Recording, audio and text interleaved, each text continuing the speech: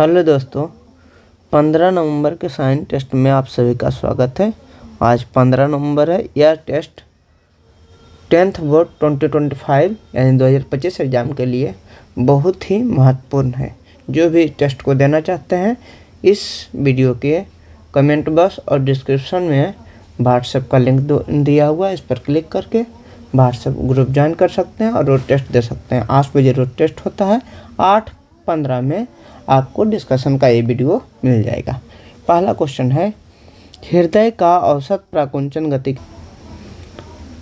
इसका जो हृदय का औसत प्रकुंचन गति होता है वो याद रखिएगा 120 mm ऑफ एच होता है, ऑफ एच पारा। अनुकुंचन गति पूछेगा, अनुकुंचन, तो अनुकुंचन पूछेगा तो 80 होता है। अनुकुंचन कितना होता है? 80 होता है। प्राकुंचन पूछे तो 120 होता है। ध्यान रखिएगा, 80 अनुकुंचन एवं प्राकुंचन। क्लोरोफिल वर्णक का रंग कैसा होता है? क्लोरोफिल वर्णक का रंग हरा होता है। कैसा होता है? हरा होता है। अगला क्वेश्चन है, कवक में पोषण की कौन सी विधि पाई जाती है? तो कवक में पोषण की मृतोपजीवी पोषण पाई जाती है। मृतोपजीवी विधि होती है। जो है कवक में पोषण की कौन सी विधि पाई जाती है? तो मृतोपजीवी। पत्तियों में गैसों का आदान प्रदान कहाँ होता है? पत्तियों में गैसों का आदान प्रदान रंध्र द्वारा होता है। रंध्र, जो पत्तियों का छिद्र होता है उसको क्या बोलते हैं?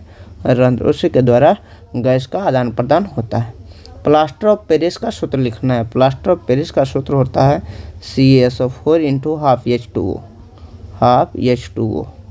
या इसको ऐसे भी लिखा जाता है CaSO4 का होल 2, यह आपको ऐसा करके होल 2 × H2O जैसे भी लिख दीजिए। Plaster of Paris. पेरिस क्या है? पेरिस फ्रांस की राजधानी है, वहाँ इसका खोज हुआ था, इसलिए इसे प्लास्टर ऑफ पेरिस कहा जाता है। ATP का फुल फॉर्म क्या होता है? ATP का full form adenosine adenosine triphosphate होता है। ट्राइफॉस्फेट, PHOSPHAT, एडेनोसिन ट्राइफॉस्फेट जो होता है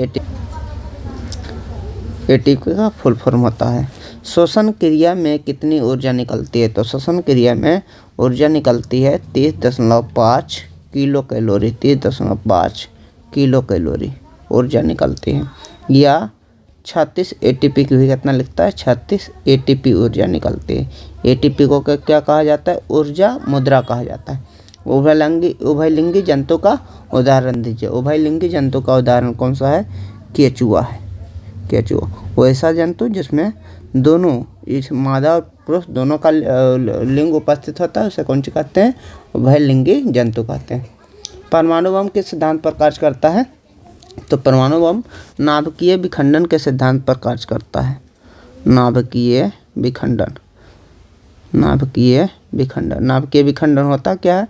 जब एक बड़ा परमाणु के नाभिक छोटे छोटे नाभिक में टूट जाते हैं तो उसको नाभिकीय विखंडन कहते हैं। परमाणु बम ऐसा ही होता है, बड़ा होता है, छोटे छोटा टूट जाता है, बहुत मात्रा में ऊर्जा निकलती है। परमाणु बम पूछेगा किस सिद्धांत पर कार्य करता है?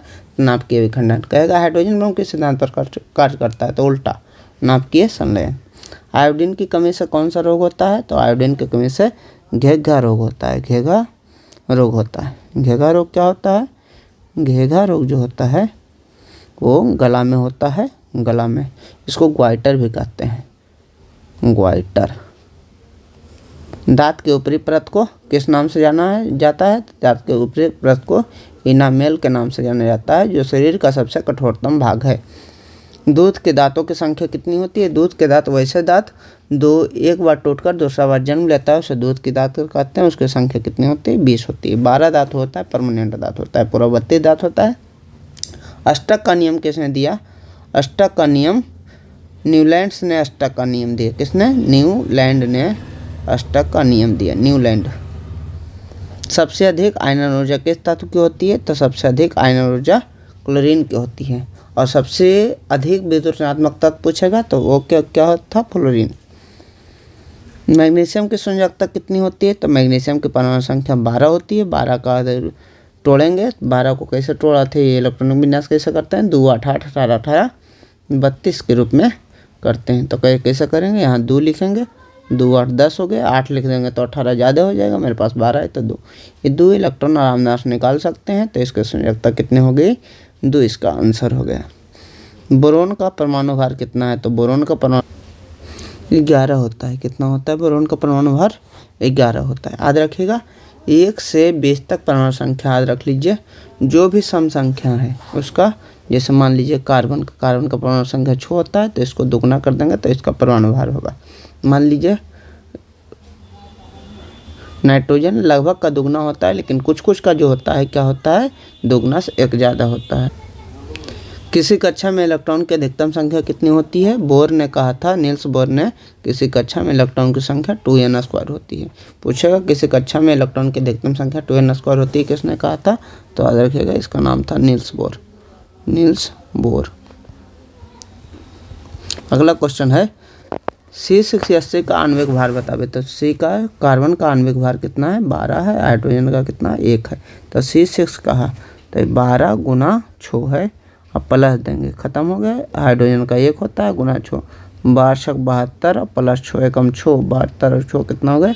78 ग्राम पर मोल। इसका कहा आणविक द्रव्यमान बताना है, तो 78 ग्राम पर मोल इसका आणविक द्रव्यमान आ गया।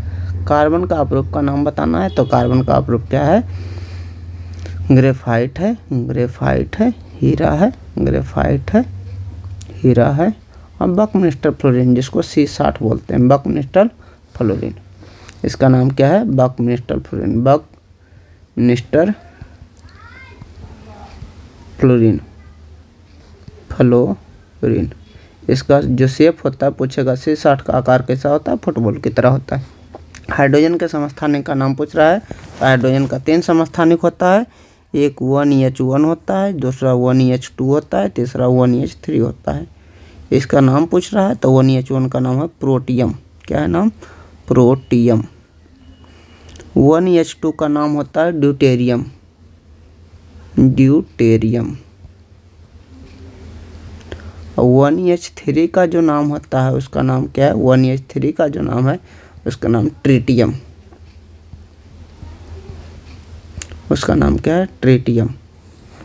शोषण किस प्रकार की अभिक्रिया है? तो शोषण से ऊर्जा निकलती है। अभी देखें 30.5 किलो कैलोरी, तो जिससे ऊर्जा निकलती है उसको कहते हैं ऊष्माक्षेपी अभिक्रिया, ऊष्माक्षेपी अभिक्रिया, ऊष्माक्षेपी अभिक्रिया। अगला क्वेश्चन देखते हैं, सल्फ्यूरिक अम्ल का रासायनिक सूत्र क्या होता है? सल्फ्यूरिक अम्ल का रासायनिक सूत्र होता है H2SO4। इसे अम्लों का राजा कहा जाता है। पूछेगा अम्लों का राजा किसे कहा जाता है? तो सल्फ्यूरिक अम्ल को। लोहे में जंग लगना कौन सा परिवर्तन है? वैसा परिवर्तन जिसका उल्टा हो सके। जैसे लोहा में जंग लगाओ, जंग को हटा देंगे, तो वैसा परिवर्तन जिससे पुनः उस धातु की, उस वस्तु की प्राप्ति की जा सकती है, उसे कहते हैं भौतिक परिवर्तन। और जब उस वस्तु की प्राप्ति, ओरिजिनल वस्तु की प्राप्ति नहीं की जा सकती है, उसे कौन से कहते हैं? रासायनिक परिवर्तन। जैसे मान लीजिए बर्फ, जहाँ बर्फ से पानी कर दिए, तो बर्फ से पानी और पानी से बर्फ कर सकते हैं, उसे कहते हैं भौतिक परिवर्तन। लेकिन जंग लग गया, जंग को छोड़ा दीजिएगा, लेकिन वो कमजोर भी तो हो जाएगा, तो इसको क्या कहते हैं? रासायनिक परिवर्तन। याद रखिएगा, जिससे पुनः ओरिजिनल वस्तु की प्राप्ति हो सकती है, भौतिक परिवर्तन। बाकी सब रासायनिक परिवर्तन।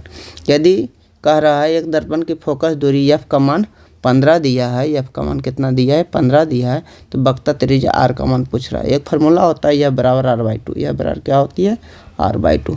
F का मान 15 देंगे, R का मान निकालना है /2, 2 भागा में तो गुना होगा, R बराबर 30 सेंटीमीटर आंसर होगा। अगला है ओम के नियम का सूत्र लिखे, तो ओम के नियम का सूत्र है V बराबर IR। V विभवांतर होता है, I विद्युत धारा होता है, R कौन सी होता है? प्रतिरोध। अम्लराज का सूत्र पूछ रहा है, तो अम्लराज का जो सूत्र होता है HNO3 प्लस 3HCl। याद रखेगा, अम्लराज का सूत्र HNO3 प्लस 3HCl। इसे सोना को गलाने में मदद करता है, सहारा इसका लिया जाता है। अम्लगम का सूत्र है, अम्लगम का सूत्र क्या होता है? Hg plus. Hg में मैंने पारा में कोई भी धातु मिला दीजिए तो उसे कौन सी कहते हैं? अम्लगम कहते हैं। तो पूछेगा अम्लगम का सूत्र, तो Hg प्लस धातु, Hg मतलब पारा। वीडियो को देखने के लिए धन्यवाद। Thank you so much for watching this video. Thank you.